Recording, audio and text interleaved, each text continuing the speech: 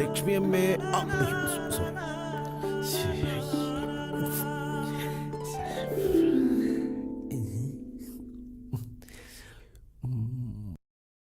ലക്ഷ്മി അമ്മ എവിടെ? അമ്മ കുടുംബശ്രീ മീറ്റിങ്ങിന് പോയിരിക്കുക. സൂര്യേട്ടാ ഒന്നിങ്ങോട്ട് വരുമോ? എന്താ കാര്യം? എന്താ അകത്തേക്ക് വന്നാല് ഞാൻ പിടിച്ചു തിന്നോ?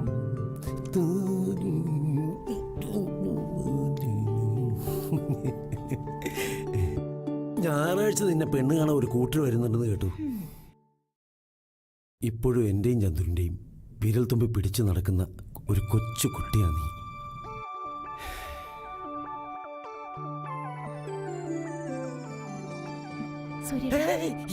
എന്താ ഈ കാണിക്കുന്നത്? ഞാൻ സൂര്യ. കുട്ടിക്കാലം മുതലേ മനസ്സിൽ കൊണ്ടു നടക്കണ ഇഷ്ട. പറയാൻ പലതവണ ശ്രമിച്ചു, പക്ഷെ കഴിഞ്ഞില്ല. ഷാരി എന്തായി പറയുന്നത്? ഞാൻ ആ കണ്ണുകൊണ്ട് ഒരു പ്രാവശ്യം പോലും നിന്നെ കണ്ടിട്ടില്ല. അത് മാത്രമല്ല, നിനക്ക് വേണ്ടി ഇവിടെ കല്യാണം വരെ നടക്കുക. വേണ്ട കുട്ടി, അരുതാത്തൊന്നും മനസ്സിൽ വേണ്ട. അതെ, എല്ലാവരും എങ്ങനെയാ. ഹൃദയം തുറന്ന് കാണിക്കാനൊന്നും എനിക്ക് കഴിയില്ല സൂര്യേട്ടാ. ഞാൻ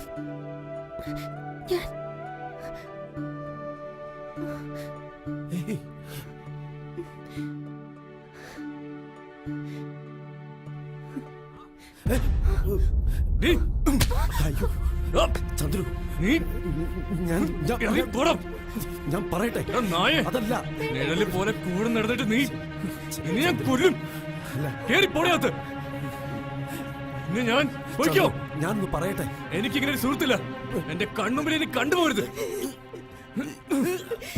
തീർന്നു ഇല്ലക്ക് ഈ വീടുമായിട്ടുള്ള ബന്ധം.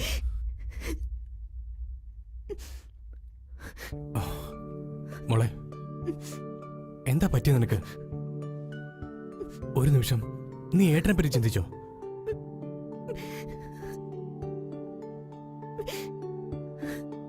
ഒരമ്മ പറ്റ മക്കളല്ല നമ്മളെങ്കിലും എന്റെ കൂടെപ്പിറപ്പായിട്ടേ ഞാൻ കണ്ടിട്ടുള്ളൂ. ഒരമ്മയുടെ സ്നേഹം വാരിക്കൊരുത്തുന്ന ലക്ഷ്മി അമ്മയെ നീ മറന്നു. എന്റെ നിഴൽ പോലെ ഞാൻ കൂടെ കൊണ്ട് നടന്നു ആ കഴിവേറിയും പെട്ടെന്ന് അങ്ങനെ കണ്ടപ്പോ സഹിക്കാൻ കഴിഞ്ഞില്ല എനിക്ക്.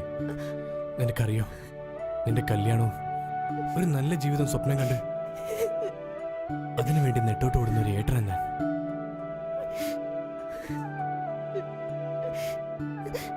എല്ലാം എന്റെ തെറ്റ. ഈ പൊട്ടിപ്പെണ്ണിന് ഒരു ദുർബല നിമിഷത്തിൽ എല്ലാത്തിനും ഞാനാണ് ഏട്ട. സാരമില്ല, കഴിഞ്ഞത് കഴിഞ്ഞു. നീ അതൊന്നും ഓർത്ത് വിഷമിക്കണ്ട.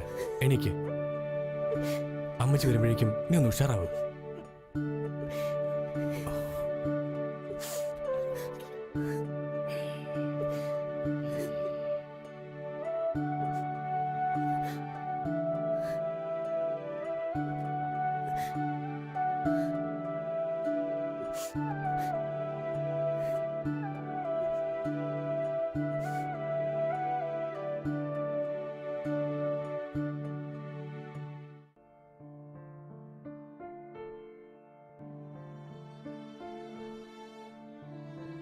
മോനെ, ഞാൻ കുറച്ചു നേരമായി ശ്രദ്ധിക്കുന്നു.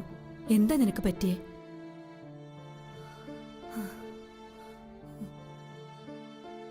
നിനക്ക് ഓർമ്മയുണ്ടോ, ഇതുപോലെ നിലാവുള്ള ഒരു രാത്രിയിൽ ചേരിയിലെ വാട്ടർ ടാങ്കിനടിയിൽ തണുത്തു വിറങ്ങലിച്ച ഒരു കുട്ടിയെ ഞാൻ എടുത്തോണ്ട് വന്നു. അന്ന് തൊട്ടിന്ന് വരെ സ്വന്തം മോനായിട്ട് മാത്രമേ ഞാൻ നിന്നെ കണ്ടിട്ടുള്ളൂ. നിന്റെ മുഖം ഒന്ന് പാടിയാൽ ഈ അമ്മയ്ക്കറിയാം. എന്താ എന്റെ മോന് പറ്റിയത്? ഒന്നുമില്ലമ്മേ. ശാരിയുടെ കല്യാണം അത് ഭംഗിയായി നടക്കും. അത് കഴിഞ്ഞ് നിന്റേത്. പിന്നെ അമ്മയ്ക്ക് സമാധാനമായിട്ട് കണ്ണടയ്ക്കാലോ. ഒന്നുമില്ല അമ്മേ. അമ്മ ഓരോന്നോർത്ത് വെറുതെ ടെൻഷൻ അടിക്കണ്ട. അവളുടെ കല്യാണം അതിന് ഞാൻ വഴി കണ്ടിട്ടുണ്ട്.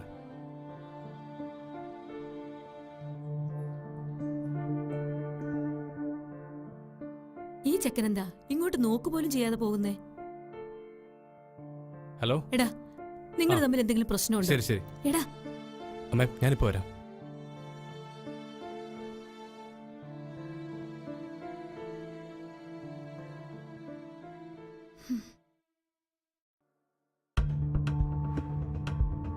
എന്താ രാഘവ നേരത്തെ കട പൂട്ടി? ചന്ദ്രു ഇല്ലേ അവിടെ? എന്തു പറ്റി, വല്ല അപ്പൊ പ്രശ്നം? നിങ്ങളൊന്നും അറിഞ്ഞില്ലേ? നമ്മുടെ കോളനിയിൽ ആകെ പ്രശ്നമാ. എല്ലാവർക്കും വയറിളക്കം, ഛർദിയ. എല്ലാരും ആശുപത്രിയിലാ. എന്താ രാഘവേട്ടാ, എന്താ പ്രശ്നം? ആരെങ്കിലും ചെയ്താണോ? അറിയില്ല, ആകെ ബഹള. ഞാൻ നേരത്തെ കട പൂട്ടി ഇങ്ങോട്ട് പോന്നു. നീ ഇതെവിടേക്കാ? മര്യാദയ്ക്ക് ഇവിടെ എങ്ങാനും ഇരുന്നോ? ആരെങ്കിലും ചാവോ ജീവിക്കോ എന്തെങ്കിലും ആയിക്കോട്ടെ. നിനക്കെന്താ പറ്റിയത്? എന്തെങ്കിലും? ഒന്നുമില്ല, രാഘവേട്ടൻ ചെല്ല്. ഞാനൊന്ന് ആശുപത്രി വരെ പോയിട്ട് വരാം.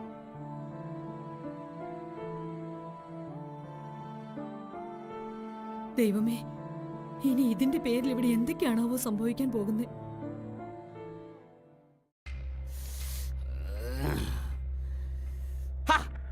താനിങ്ങനെ ടെൻഷൻ അടിക്കാതെ.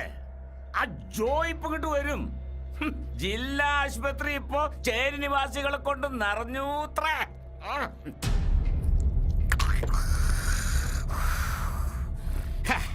എന്തൊക്കെ പ്രതീക്ഷകളായിരുന്നു. കോളനിയിലാകെ പകർച്ചവ്യാധി, മരണസംഖ്യ 1000 കവിഞ്ഞു. ഇതൊക്കെ കേൾക്കാൻ കാത്തുനിന്ന് നമ്മൾ കേട്ടത് എന്താ? ചേരി നിവാസികൾക്ക് വയറിളക്കാം, ഛർദി. അതെ, എനിക്ക് ഭയങ്കര സംശയമുണ്ട്. ഇത് നമ്മുടെ ആ ജോയി ചതിച്ചു തന്നെയാ. എന്തൊക്കെ പറഞ്ഞാലും അവൻ ഈ ചേരിയിൽ പൊട്ടിമുളച്ചതാണല്ലോ. കൂറ് കാണിക്കാതെ മിണ്ടാതിരിക്കാവോ? ആ നാറ് ജോയി ആണെങ്കിൽ കാണാനുമില്ല. ജോയിക്ക് അറിയാം ഞാനിവിടെ ഉണ്ടെങ്കിൽ അവൻ മുട്ട അഴിഞ്ഞ് നടക്കേണ്ടി വരുമെന്ന്. അല്ലാതെ എന്തുവാ?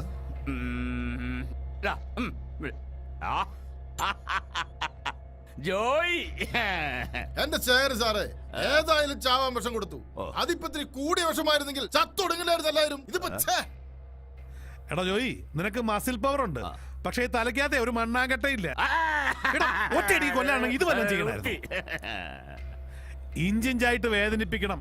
മാറാരോഗം ബാധിച്ചിട്ട് ആ ചേരി നിവാസികൾ ഓരോരുത്തരും ചേരി വിട്ടു പോകണം. അതിന് വേണ്ടിട്ടായിരുന്നു. മനസ്സിലായോടാ കഴുതേ?